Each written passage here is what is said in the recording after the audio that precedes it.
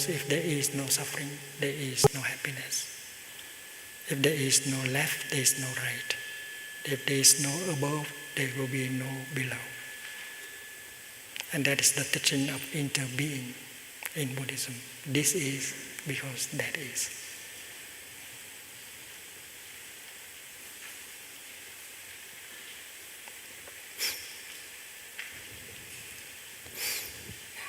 The teaching of the Four Noble Truths should be understood in that light. Suffering, ill-being is a noble truth. You will ask the question, what is so noble about suffering? But suffering, ill-being is also as noble as the path.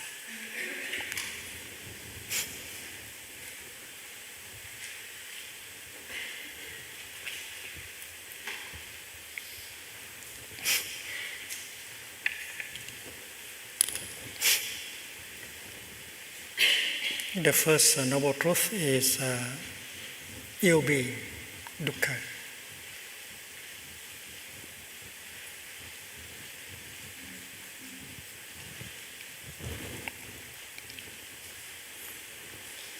It is the mud, it is the garbage, it is the suffering.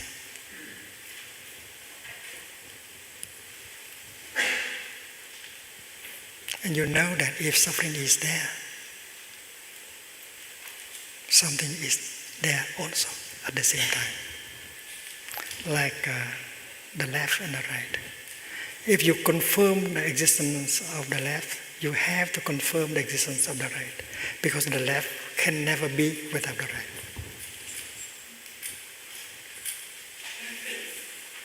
If politically you are on the left, don't wish for the right to disappear entirely. Because if the right disappears entirely, you disappear also. That is the teaching of interbeing.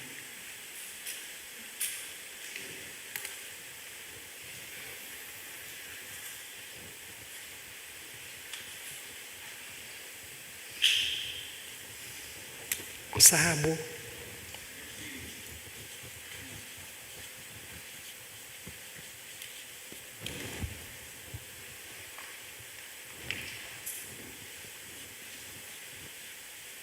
Câu sinh. Câu hữu.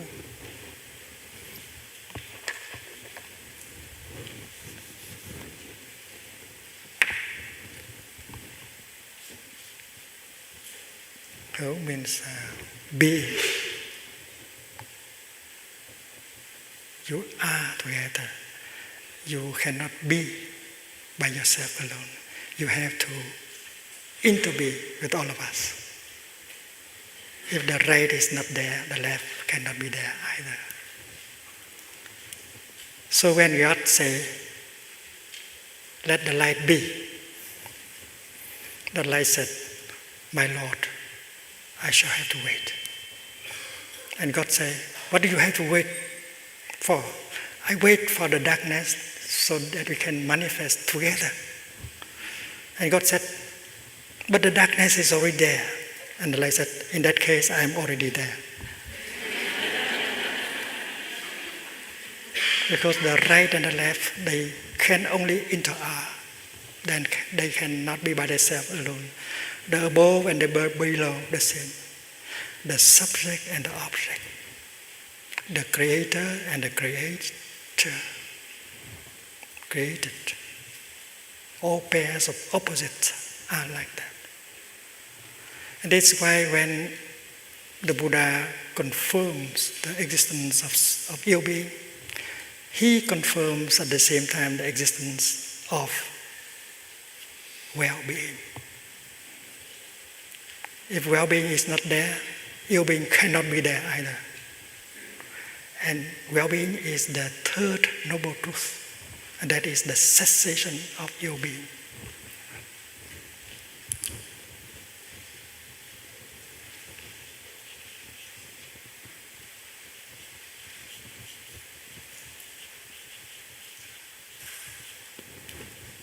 Well-being means the cessation of ill-being, the same thing.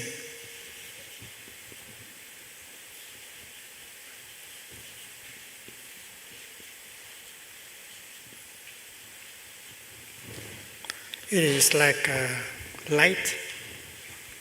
Light is the absence of darkness. If darkness is not there, light should be there. And that is why when we confirm the truth of well-being, we confirm naturally the existence of well-being, the left and the right. Suffering cannot be by herself alone. Suffering has to intervene with happiness. There are a pair of opposites among many pairs of opposites, like birth and death, beginning, ending, being, non-being. And later on in this retreat, we will learn how to transcend pairs of opposites in order to touch the ultimate nirvana, our nature of no birth and no death, and transcend all kinds of fears and discrimination. So confirming ill-being, you confirm at the same time well-being as something that is possible. And then if there is ill-being, there must be a way of life that leads to ill-being. A path leading to ill-being. Your way of life. You have lived in such a way that have made ill-being possible.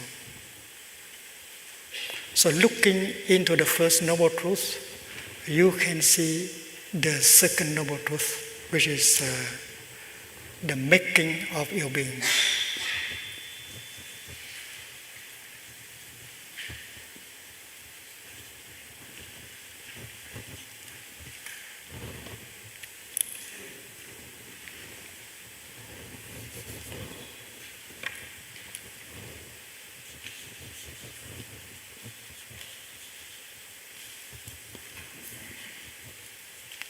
Samudaya.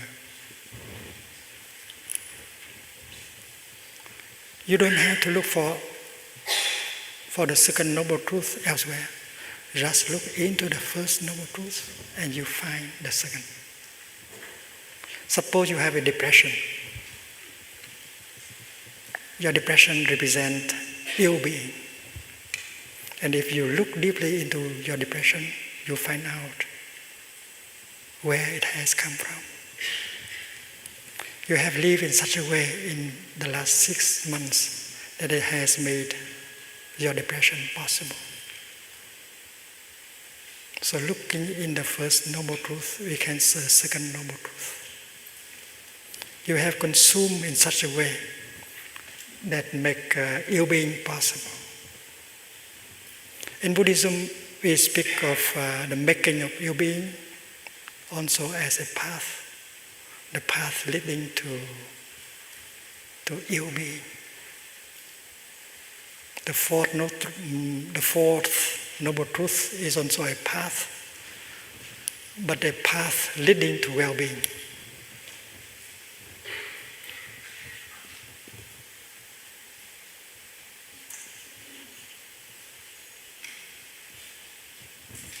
The path of well-being.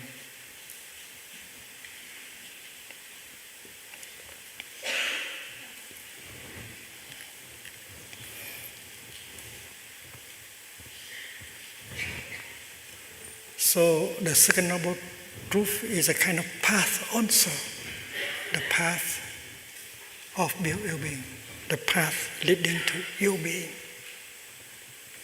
And if the noble path leading to well-being begins with right view,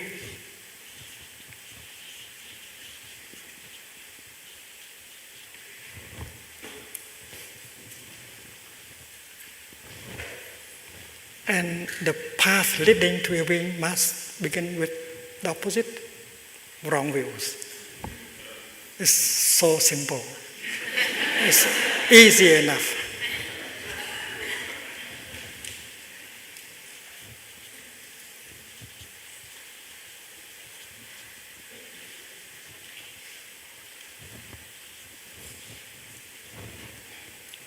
And this path of well-being, the path that leads to well-being, is called the noble path. Because every step taken on that path generates well-being. The other path cannot be described as a noble path. It is a noble truth, but it is not a noble path. And we can call it an ignoble path.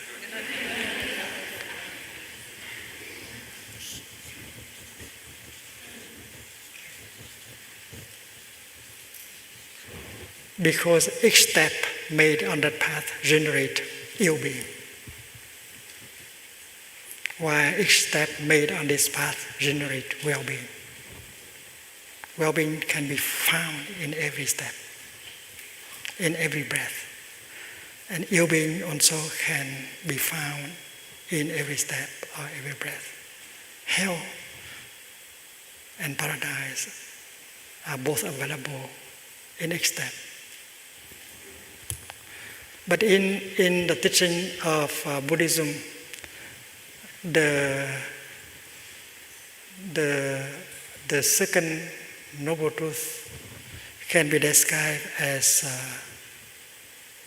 not only a path but also a nutriment, food. You have consumed in such a way that made ill-being possible. And the Buddha taught us about the 4 kinds of nutriments. And if you get the right kind of nutriments, we have well-being. And if we get the wrong nutriment, we get ill-being. The Buddha said that nothing can survive without food. Your depression is always there. If your depression is always there because you keep feeding it.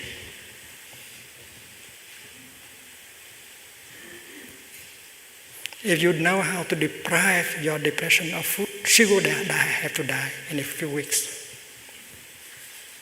And that is why the practice is to look deeply into the nature of your depression and find out what kind of food you have been using to feed it. In terms of sensory impressions, in terms of edible food, in terms of volition, in terms of consciousness. There are 4 kinds of nutriments. Hopefully we have the time to learn about these 4 nutriments, because the way of mindful consumption is the way out of this difficult situation of mankind. So the Buddha said, nothing can survive without food. Your love, even if it is the most beautiful kind of love, if you don't know how to feed your love, it will die in a few months or in a few years. In the beginning, your love can be very precious, very beautiful. You cannot survive without it. But if you don't know how to feed your love, and in 6 months, 1 year, your love will die and turn into something else. Hate, anger. A flower turned into a piece of garbage. So your love needs food to survive. Your suffering also, your depression also. If you keep suffering because you continue to feed your suffering by your way of consumption.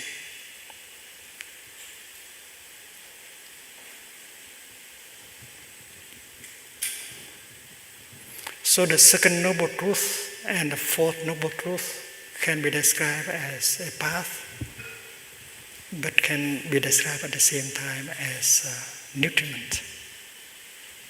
And the fourth of the 5 mindfulness trainings is about mindful consumption. If we practice the fourth mindfulness trainings and every day, and then we transform every day our suffering, and we cultivate every day our well-being.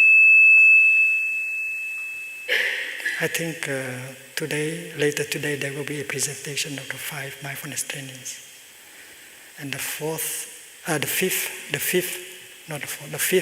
mindfulness training is about consumption.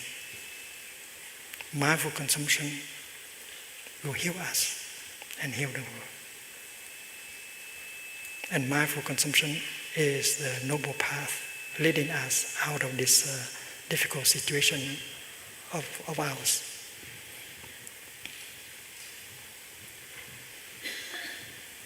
Looking into the 4 noble truths, we see that that one truth contains the other 3. Looking into the truth of ill-being, you see the second truth, the making of ill-being, the path leading to ill-being, the way of consumption that lead to ill-being. And if you see that path, you see at the same time the other path. Because if this path begins with wrong views, and the other path begins with right view. Because the noble path has 8 elements, beginning with right view. So the wrong path also have 8 elements. After wrong view, there is wrong thinking instead of right thinking. And this is not philosophy, this is the art of living our daily life. So not only you looking into ill-being, you see the second noble truth, the making of ill-being, but you can see the path leading to well-being, and you can see also the cessation of ill-being, which means the existence, the presence of well-being. So one of the truths contains all the other truths. So that is the nature of interbeing of the 4 noble truths. And we have to understand the teaching in that light of interbeing.